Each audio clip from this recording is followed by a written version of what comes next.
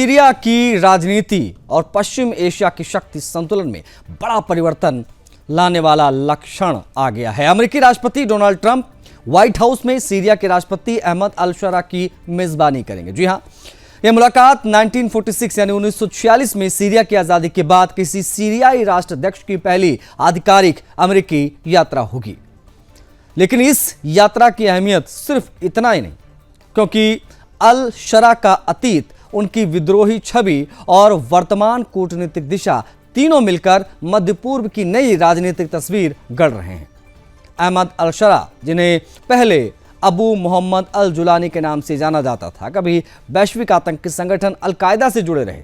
वे Iraq में अमेरिकी सेना के खिलाफ युद्ध में सक्रिय भी रहे। एक समय अमेरिकी सेना ने उन्हें बगदाद के पास पकड़ भी लिया था। उन्हें अमेरिकी डिटेंशन सेंटर में रखा गया, लेकिन कुछ वर्षों बाद वो वहां से भाग निकले। बाद में उन्होंने अल-कायदा से नाता तोड़ लिया और सीरिया में बशर अल असद की सरकार के खिलाफ विद्रोह का झंडा बुलंद किया। अल-शरा ने विद्रोही गुट हयात तहरीर अल शाम यानी STS का नेतृत्व किया, जो पहले अल-कायदा में सम्मिलित था, लेकिन बाद में उसने खुद को स्वतंत्र संगठन घोषित किया। 2023 तक STS सीरिया के उत्तर पश्चिमी इलाकों के बड़े हिस्से पर नियंत्रण रखता था। कभी अमेरिका ने अल-शरा के सिर पर $10 मिलियन का इनाम भी रखा था, लेकिन आज वही अमेरिकी उन्हें राष्ट्रपति के तौर पर सम्मानित कर रहे हैं। यह बदलाव सीरिया की राजनीति और अमेरिकी विदेश नीति दोनों के लिए असाधारण है। दिसंबर 2024 में अल-शरा के नेतृत्व वाली सेनाओं ने बशर अल असद की सरकार को सत्ता से बेदखल कर दिया था। 14 वर्षों तक चले गृह युद्ध का अंत हुआ और सीरिया में नई लोकतांत्रिक सरकार की स्थापना। अल-शरा के राष्ट्रपति बनने के बाद से सीरिया अंतर्राष्ट्रीय समुदाय के साथ अपने रिश्ते सुधारने की कोशिशों में भी लगातार जुटा रहा। संयुक्त राष्ट्र सुरक्षा परिषद यानी UNSC ने उनके ऊपर से सभी प्रतिबंध भी हटा लिए। इसके बाद अमेरिका और ब्रिटेन ने भी उन्हें अपनी ग्लोबल टेररिस्ट लिस्ट से बाहर किया। व्हाइट हाउस में होने वाली ये बैठक केवल एक राजनीतिक औपचारिकता नहीं है, हमें यह भी समझना होगा। सूत्र बता रहे हैं कि इस दौरान अमेरिका और सीरिया के बीच कई अहम समझौतों पर हस्ताक्षर हो सकते हैं। सबसे बड़ा कदम होगा सीरिया का आधिकारिक तौर पर अमेरिकी नेतृत्व वाले ISIS विरोधी गठबंधन ग्लोबल कोएलिशन अगेंस्ट ISIS में शामिल होना। यह गठबंधन 88 देशों का समूह है, जिसकी स्थापना 2014 में ISIS के आतंक को समाप्त करने के लिए की गई थी। हालांकि अब ISIS के नियंत्रण वाले क्षेत्र खत्म हो चुके हैं, लेकिन उसके छिपे जो सेल हैं अब भी सीरिया और इराक में सक्रिय हैं। अमेरिकी सेंट्रल कमांड के अनुसार सिर्फ 2025 में ISIS ने सीरिया में 311 और इराक में 64 हमले किए। मुलाकात के दौरान यह भी संभावना है कि ट्रंप प्रशासन दमिश्क के पास एक नए अमेरिकी एयरबेस की घोषणा करे। यह कदम अमेरिका की सीरिया नीति में ऐतिहासिक बदलाव का संकेत देगा, खासतौर पर तब जब पिछले एक दशक से अमेरिका सीरिया के शासन परिवर्तन के खिलाफ रहा है। अब वही अमेरिका सीरिया की नई सरकार को सहयोग देने की दिशा में आगे बढ़ रहा है। अहमद अल-शरा की सरकार की प्राथमिकता है सीरिया के पुनर्निर्माण के लिए अंतर्राष्ट्रीय निवेश आकर्षित करना और दशकों पुराने आर्थिक प्रतिबंधों को हटवाना। अल-शरा इस यात्रा के दौरान अमेरिकी कांग्रेस से सीजर एक्ट को स्थायी रूप से रद्द करने की मांग करेंगे। यह एक्ट 2019 में लागू हुआ था। असद शासन द्वारा नागरिकों पर अत्याचारों के जवाब में सीरिया पर कठोर आर्थिक प्रतिबंध लगाया था। राष्ट्रपति ट्रंप ने हाल ही में इसे अस्थायी रूप से निलंबित किया, लेकिन स्थायी समाप्ति के लिए कांग्रेस की मंजूरी जरूरी है। अहमद अल-शरा की अमेरिका यात्रा न केवल सीरिया के आर्थिक पुनरुद्धार के लिए निर्णायक मानी जा रही है, बल्कि ये पूरे पश्चिम एशिया की कूटनीति में नया संतुलन ला सकती है। सऊदी अरब, तुर्की और मिस्र जैसे देश पहले ही सीरिया के साथ अपने संबंध सामान्य कर चुके हैं। अब अमेरिका के साथ बढ़ते संबंध सीरिया को वैश्विक मंच पर वैधता दिला सकते हैं। राजनीतिक विश्लेषकों के अनुसार जो व्यक्ति कभी वॉशिंगटन की वांछित सूची में सबसे ऊपर था, आज वही व्हाइट हाउस के गेस्ट लिस्ट में शामिल है। ये केवल एक व्यक्ति की नहीं बल्कि पूरे मिडिल ईस्ट की नई राजनीतिक कहानी है, जहां दुश्मनी से संवाद की ओर कदम बढ़ाए जा रहे हैं। इस ऐतिहासिक मुलाकात के बाद यह तय है कि सीरिया अमेरिका रिश्ते एक नई परिभाषा में ढलेंगे और ये मुलाकात पश्चिम एशिया के भविष्य की दिशा तय करने में भी निर्णायक साबित होगी।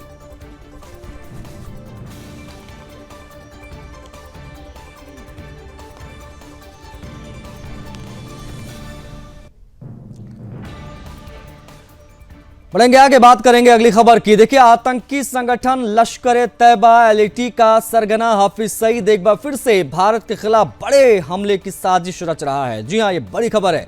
इस बार उसने पाकिस्तान नहीं बल्कि बांग्लादेश को आतंकवादी गतिविधियों का नया ठिकाना बना लिया है। सूत्र बता रहे हैं कि सईद ने अपने करीबी सहयोगियों को बांग्लादेश भेजा है, जो वहां युवाओं को आतंक की ट्रेनिंग दे रहे हैं और भारत के खिलाफ हमलों की तैयारी में जुटे हुए हैं। यह खुलासा पाकिस्तान के खैरपुर तामेवाली में 30 अक्टूबर को हुई एक रैली में दिखाई दिया, जिसका वीडियो सोशल मीडिया पर वायरल हो रहा है। देखिए, वीडियो में लश्कर तैयबा के सीनियर कमांडर सैफुल्लाह सैफ ये कहते सुना गया कि हाफिज सईद खाली नहीं बैठे हैं, वो बांग्लादेश के रास्ते भारत पर हमला करने की तैयारी कर रहे हैं। जी हाँ, सैफ ने दावा किया है कि लश्कर के आतंकी पहले से ही बांग्लादेश में सक्रिय हैं और ऑपरेशन सिंदूर का बदला लेने के लिए वो तैयारी कर रहे हैं। रैली में सैफ ने यह भी कहा है कि अब अमेरिका पाकिस्तान के साथ है और बांग्लादेश भी फिर से इस्लामाबाद के करीब आ गया है। उसने अपने भाषण में खुले तौर पर भारत के खिलाफ जिहाद छेड़ने की अपील की। रैली में बच्चे और नाबालिग भी मौजूद रहे, जिन्हें आतंक के नाम पर भड़काने की कोशिश की गई। देखिए, दिखाता है कि लश्कर अपनी पुरानी रणनीति के तहत फिर से जिहादी भर्तियों में जुट गया है। सूत्रों ने बताया कि सैफुल्लाह सैफ ने रैली के दौरान ऑपरेशन सिंदूर का नाम लिया, पाकिस्तान में झूठ फैलाया कि भारतीय कार्रवाई का बदला लिया जा चुका है। हकीकत यह है कि भारतीय सेना के इस ऑपरेशन ने पाकिस्तान की कई आतंकी ठिकानों को तबाह कर दिया। मुरीद के स्थित लश्कर का जो मुख्यालय था उसको भी भारतीय सेना ने उड़ा दिया। इस रैली के कुछ ही दिनों के बाद लश्कर के डिप्टी चीफ सैफुल्लाह कसूरी का भी एक नया वीडियो सामने आया है। इस वीडियो में कसूरी खुले तौर पर भारत के हिंदुओं का सफाया करने की धमकी दे रहा है। वीडियो में वो कहता है कि हम तब तक चैन से नहीं बैठेंगे जब तक पूरे हिंदुस्तान पर ला इलाहा इल्लल्लाह का परचम ना लहरा दे। कसूरी ने दावा किया है कि यह भाषण वो लश्कर के मुरीदी के हेडक्वार्टर से दे रहा है, वो ठिकाना जिसे भारत ने ऑपरेशन सिंदूर में तबाह किया था। कसूरी का ये वीडियो 22 अप्रैल के पहलगाम आतंकी हमले से पहले का बताया जा रहा है। वो इस हमले का मुख्य मास्टरमाइंड था। वीडियो में कसूरी ने कहा कि हमारे काफिले नहीं रुकेंगे न थमेंगे जब तक हिंदुस्तान का हिंदू मिट नहीं जाता। इस प्रकार की बात उसने की। उसके इस जहरीले भाषण से साफ है कि लश्कर अब फिर से भारत के खिलाफ नफरती हिंसा की आग झोंकने की तैयारी कर रहा है, भड़काने की कोशिश कर रहा है। सैफुल्लाह कसूरी ने अपने वीडियो में प्रधानमंत्री मोदी को भी धमकी दी थी। 17 सितंबर को जारी एक टेलीग्राम वीडियो में उसने कहा था कि भारत को जम्मू कश्मीर में अपने जल संसाधनों और बांधों पर कब्जा करने का अंजाम भुगतना पड़ेगा। उसने खुलासा किया पाकिस्तान सरकार सेना लश्कर तैयबा को फिर से खड़ा करने के लिए धन और संसाधन जुटा रहा है।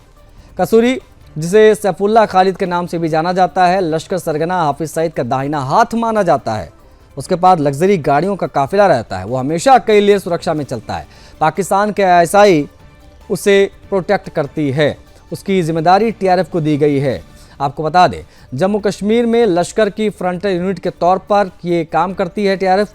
कश्मीर से आर्टिकल 370 हटने के बाद पाकिस्तान ने टीआरएफ को बनाया था ताकि लश्कर की आतंकवादी गतिविधियों को एक स्थानीय चेहरा दिया जा सके। यही संगठन अब घाटी में लगातार हमले और भड़काऊ वीडियो के जरिए युवाओं को आतंक के रास्ते पर धकेल रहा है। भारत की सुरक्षा एजेंसियां इन नए खुलासों के बाद अलर्ट पर है। बांग्लादेश और पाकिस्तान दोनों से जुड़े आतंकी नेटवर्क की जांच तेज कर दी गई है। इंटेलिजेंस रिपोर्ट के मुताबिक हाफिज सईद की नई योजना में भारत के सीमावर्ती इलाकों में घुसपैठ बढ़ाने, हिंदू मंदिर, भीड़भाड़ वाले स्थलों को निशाना बनाने की साजिश भी शामिल है। अब विशेषज्ञों का मानना है कि पाकिस्तान में चल रहे राजनीतिक और आर्थिक संकट के बीच आतंकवाद को भारत के खिलाफ एक डायवर्जन टूल के रूप में भी इस्तेमाल किया जा रहा है।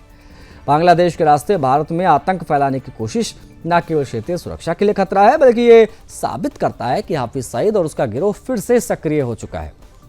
सवाल यह है कि क्या पाकिस्तान सरकार इस साजिश पर कार्रवाई करेगी? या पहले की तरह आतंक को राजनीति मानकर बनाकर भारत को निशाना बनाने की कोशिश करेगी? भारत के लिए वक्त सतर्क हो जाने का है, क्योंकि हाफिज सईद का आतंक तंत्र एक बार फिर से सीमा पार भारत के खिलाफ षड्यंत्र रच रहा है और इस बार उसका लॉन्च पैड ढाका से लाहौर तक फैला हुआ है। इसलिए स्थिति चिंताजनक है। पाकिस्तान सरकार अपने संविधान में एक ऐतिहासिक बदलाव करने जा रही है। क्या है वो बदलाव, इस खबर में देख लीजिए।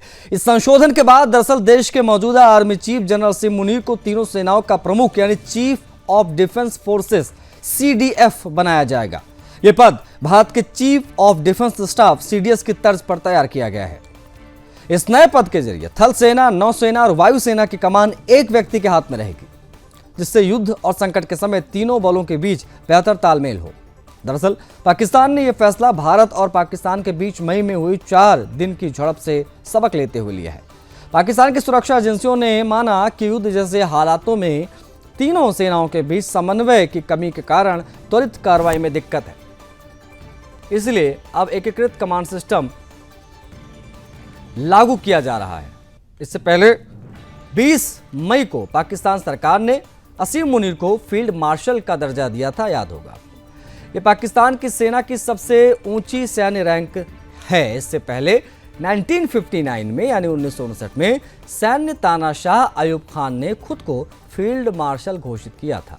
मुनीर की 6 महीनों में 2 बड़े प्रमोशन मिलने जा रहे हैं, पहले फील्ड मार्शल और अब तीनों सेनाओं के प्रमुख के तौर पर CDF।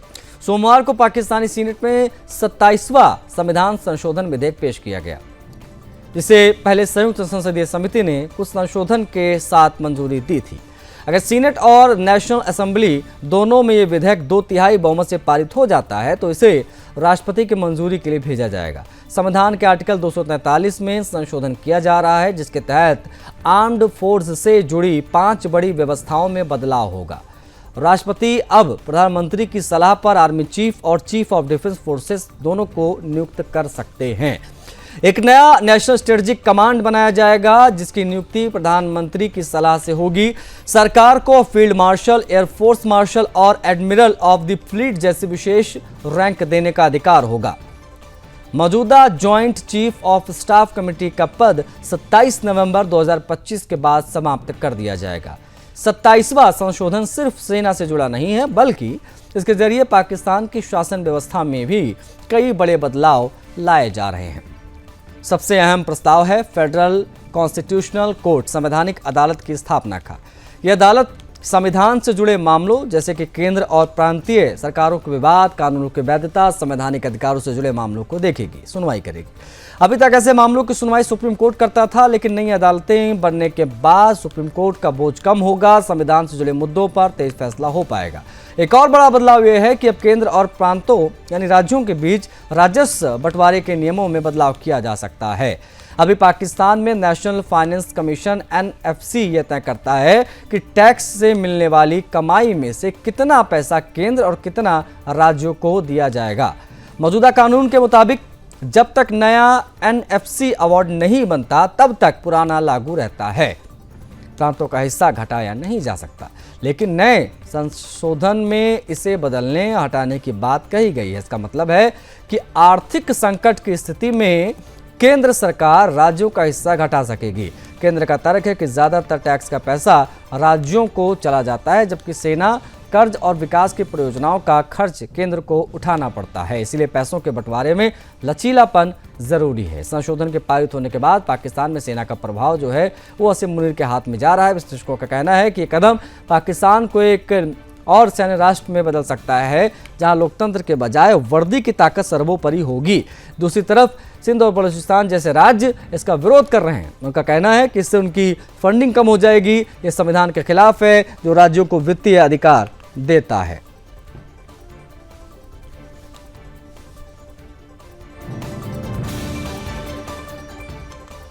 अमेरिकी राष्ट्रपति डोनाल्ड ट्रंप ने रविवार को अपनी social media site truth social पर एक चौंका देने वाला दावा किया। उन्होंने कहा कि टैरिफ से अमेरिका को अरबों डॉलर की कमाई हो रही है और इस मुनाफे से हर अमेरिकी नागरिक को, अमीरों को छोड़कर, $2000 यानी इंडिया के हिसाब से 1.7 लाख रुपए डिविडेंड दिया जाएगा।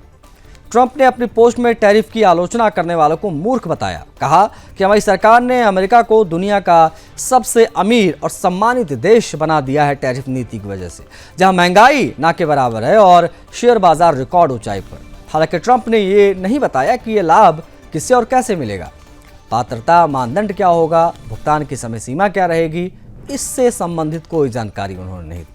उन्होंने पहले भी अक्टूबर 2025 में 1000 से 2000 डॉलर की छूट देने का वादा किया था, लेकिन अब तक औपचारिक रूप से टैरिफ डिविडेंड का नाम दिया है। टैरिफ नीति को लेकर ट्रंप का यह बयान उस समय आया है जब अमेरिकी सुप्रीम कोर्ट ने हाल ही में उनके अधिकांश टैरिफ को गैर कानूनी बताया। कोर्ट की जस्टिस सोनिया सोतोमेयर ने कहा था कि टैक्स लगाने की शक्ति संसद के पास है, ना कि राष्ट्रपति के पास। इसके जवाब में ट्रंप ने गुस्से में कहा कि राष्ट्रपति किसी देश के साथ व्यापार रोक सकते हैं लेकिन टैरिफ नहीं लगा सकते हैं। ये कैसी व्यवस्था है भाई? सिर्फ टैरिफ की वजह से ही हमारे उद्योग वापस अमेरिका लौटे हैं, ये भी कहते नजर आए। व्हाइट हाउस ने ट्रंप की नीति का बचाव करते हुए कहा कि 1977 के international emergency economy power act यानी IEEPA के तहत राष्ट्रपति को राष्ट्रीय सुरक्षा के नाम पर व्यापार नियंत्रण और टैरिफ लगाने की शक्ति प्राप्त है। व्हाइट हाउस की सॉलिसिटर जनरल जॉन सवर ने कोर्ट में चेतावनी भी दी।